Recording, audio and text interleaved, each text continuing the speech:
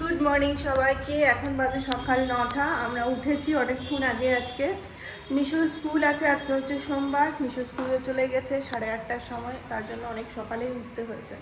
আর কালকে রাত থেকে যে বৃষ্টি শুরু হয়েছিল, সেই 6টা 6:30 থেকে সন্ধ্যেবেলা একদম ভোরবেলা পর্যন্ত বৃষ্টি হয়েছে। এখন আবার সুন্দর ওয়েদার ছিল, এখন আবার রোদ উঠছিল। মাঝে মাঝে রোদ না উঠলেও হয় না, সারাদিন রোদ থাকলো আর রাত্রেবেলা করে বৃষ্টি পড়লো তাহলে ঠিক হয়ে যায়, ব্যালেন্স হয়ে যায়।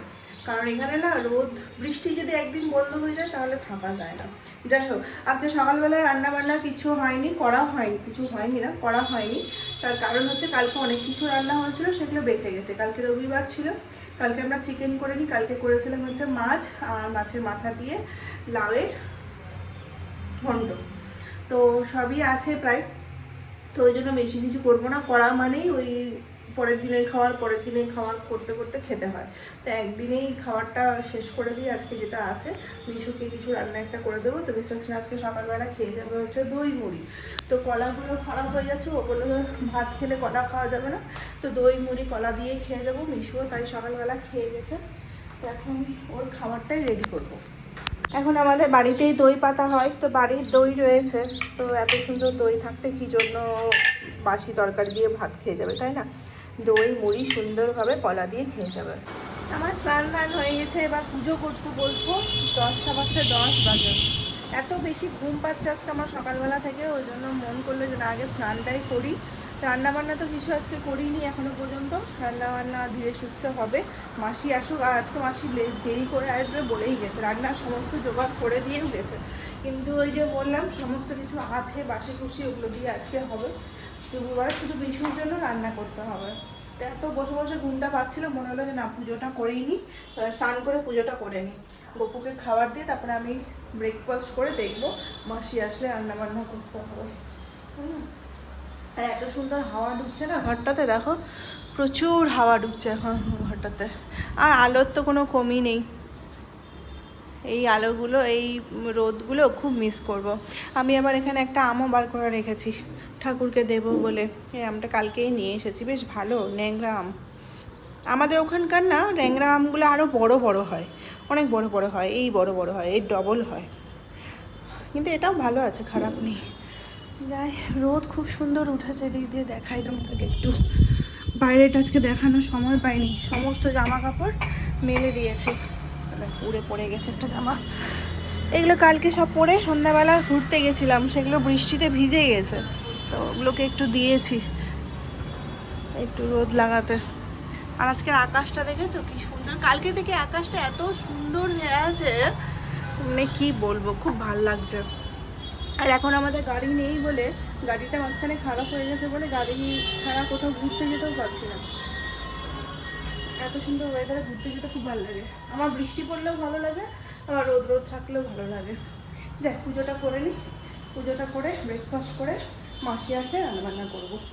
আজকে ভালো রোদ উঠেছে, দূরের পাহাড়টা ওখান থেকে দেখতে পাওয়া যাচ্ছে। এদিকে তোমরা দেখতে পাবে কিনা জানি না, অনেক দূরে, খালি চোখে বেশি ভালো দেখতে পাওয়া যায়, ওই ফাঁক দিয়ে দেখতে পাওয়া যাচ্ছে।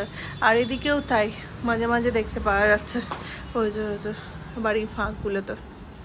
দূর ফোনে দেখতে পাওয়া যাবে না। বসে বসে মাঝে মাঝে পাহাড়ের দিকে তাকিয়েও টাইম কেটে যায়। আর প্রচণ্ড হাওয়াও দিচ্ছে আজকে।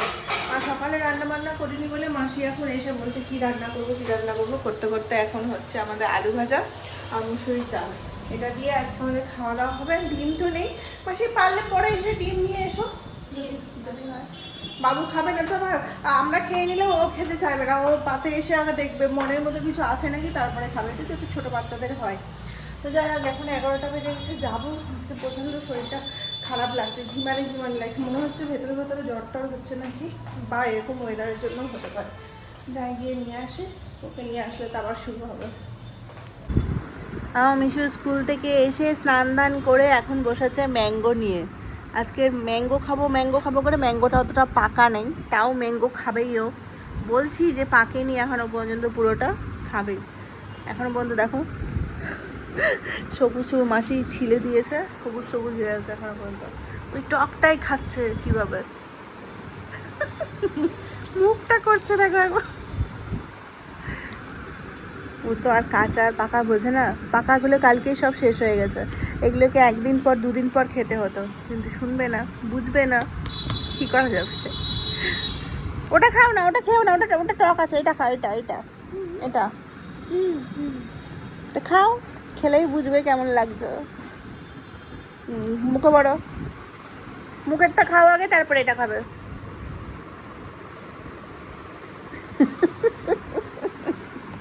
কেমন লাগছে এটা? আস্তে আস্তে অল্প অল্প করে খাও। কোন রকমের শেষ করার কথা ভাবছে, বলে দিয়েছে মা, দিয়ে দিয়েছে এখন। টক, ও খেতে পারে টক, ও দই চিনি ছাড়া মিষ্টি ছাড়া খায় দই। কি কি পাখেনি এখানে বলতো আমটা, পাখেনি আমটা খেয়ে দেখলাম, প্রচুর টক। আর এই ভর দুপুরবেলা মাসিকে বললাম আমাকে একটু চা বানিয়ে দাও, মাসি চা বানিয়ে দিয়েছে। 12:10 বাজে এখন। চাটা খাবো। আজকে শরীরটা একটুখানি ভালো লাগছে না তো, মনে হচ্ছে একটু মানে সকালবেলা শুধু আমুড়ি খেয়েছি, খিদে পেয়ে গেছে, ওই জন্য চা বিস্কিটটা দিয়ে কমসে কম এখন খাই। তারপর দুপুরবেলা তো আজকে সিম্পল রান্নাবান্না হয়েছে, তো সেটাই খাবো। ডিমের অমলেট, যদি ডিম আনতে পারি তাহলে ডিমের অমলেট করবো, তাহলে ডিম সেদ্ধ দিই। বাবা আর খেয়েও না বাবা, ওটা টক আছে, হ্যাঁ আর খেতে হবে না, এটা মাসি খেয়ে নিবে। হ্যাঁ তুমি খাবে, খাও তাহলে, তুমি খেতে পারলে খাও, আমি চাটা খাই, ঠিক আছে? শরীর আর মন যদি ভালো না থাকে তাহলে কোনো কাজই করতে ভালো লাগে না।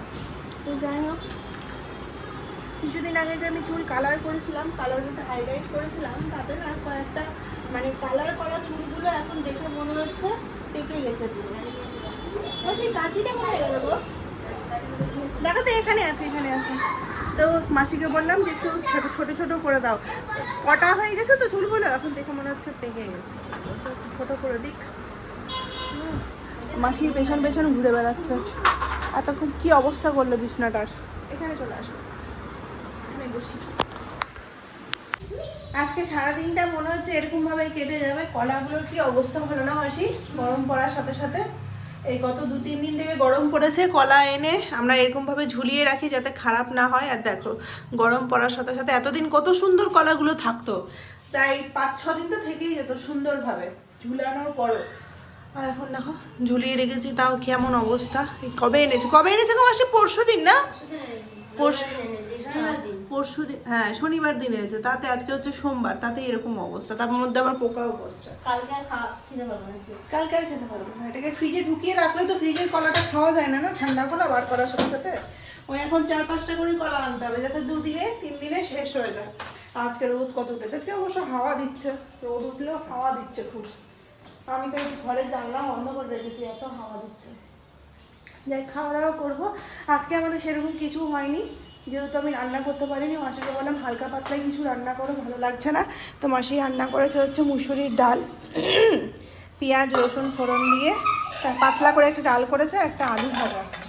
ডিম করার কথা ছিল, তো বললাম বাদ দাও, ডিমটা খাবো না, রাতে করবো। এই বেলাটা খেয়ে নিয়ে লেবু আর কাঁচা লঙ্কা দিয়ে, ইস্যু তো কোনো ব্যাপার না, কোনো ব্যাপার না, না আছে ব্যাপার, কিন্তু মুড়িয়ে বানিয়ে খাওয়াতে হবে, তাই না মাসি বলো? ও প্রথমেই পাত দেখবে, কিন্তু পাতে কি আছে। আলু ভাজাটাকেই রাখতে হবে, আলু ভাজা দেখলে খেয়ে নিবে হয়তো।